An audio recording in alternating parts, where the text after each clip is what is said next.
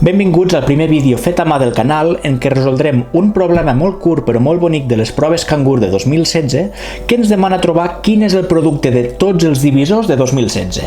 I per veure com el resoldrem, el que farem serà trobar el mètode per solucionar-lo utilitzant un dels meus nombres preferits i ben conegut al canal, el número 12.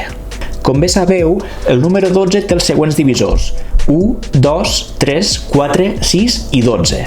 Podeu agafar una calculadora i multiplicar aquests nombres i trobareu ràpidament que el resultat és 1728. Però en lloc de fer això, fixem-nos que els divisors van emparellats de manera que el producte de cada parella dona 12, que és el nombre original que estem tractant.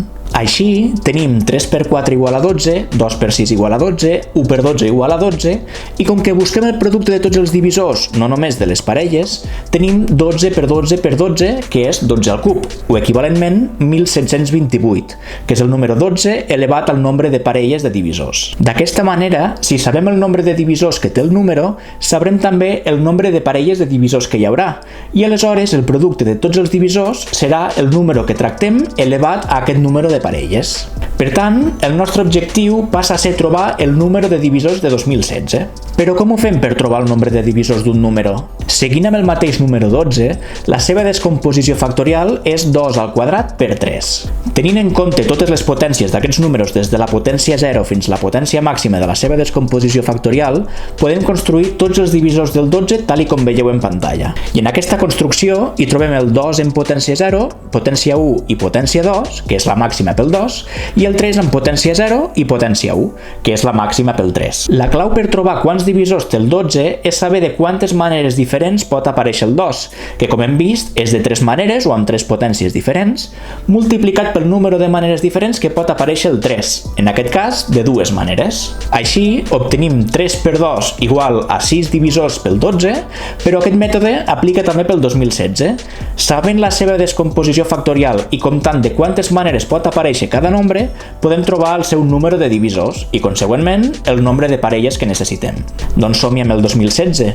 La seva descomposició factorial és 2 elevat a 5 per 3 al quadrat per 7. El 2 el podem escriure des de la potència 0 fins a la potència 5, així que de 6 maneres diferents. El 3 el podem escriure en potències 0, 1 i 2, així que de 3 maneres, i el 7 de 2 maneres, com 7 elevat a la 0 o 7 elevat a la 1. Així, el nombre de divisors és el producte de maneres diferents, 6 per 3 per 2, que és igual a 36 divisors, o equivalentment 18 parelles. Amb aquest resultat ja som capaços de dir que el producte de tots els divisors de 2016, siguin quins siguin, és 2016 elevat a la 18, que és un nombre monstruós, però que no ens cal calculadora per trobar-lo. Amb això ja hem solucionat el problema, però ara anem una mica més enllà per trobar que hi ha certs números especials pels quals aquest mètode funciona d'una manera una mica estranya.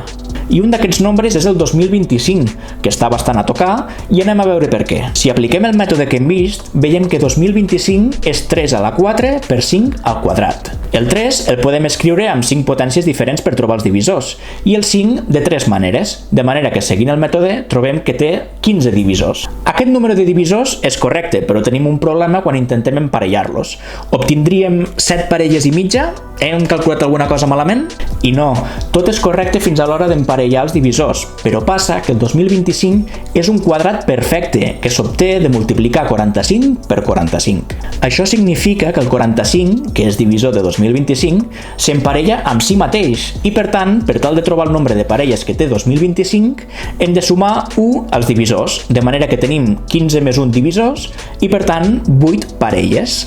Tot i així, seria incorrecte dir que el producte de tots els divisors de 2025 és 2025 elevat a la 8, ja que aquest resultat està tenint en compte un 45 de més. Així, pel 2025, el producte de divisors seria 2025 elevat a la 8 dividit 45, que és el divisor que hem repetit, i alhora l'arrel quadrada de 2025.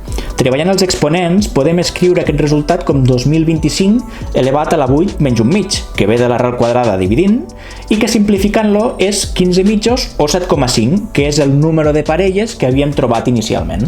Per tant, el resultat final per a aquells nombres que són quadrats perfectes segueix sent el número elevat pel nombre de parelles, tenint present que degut a que un divisor s'emparella amb si mateix, tindrem mitja parella addicional. I això és tot. Si us ha agradat el vídeo, deixeu un m'agrada, subscriveu-vos al canal i compartiu el vídeo i ens veiem a la propera. Adeu, amics!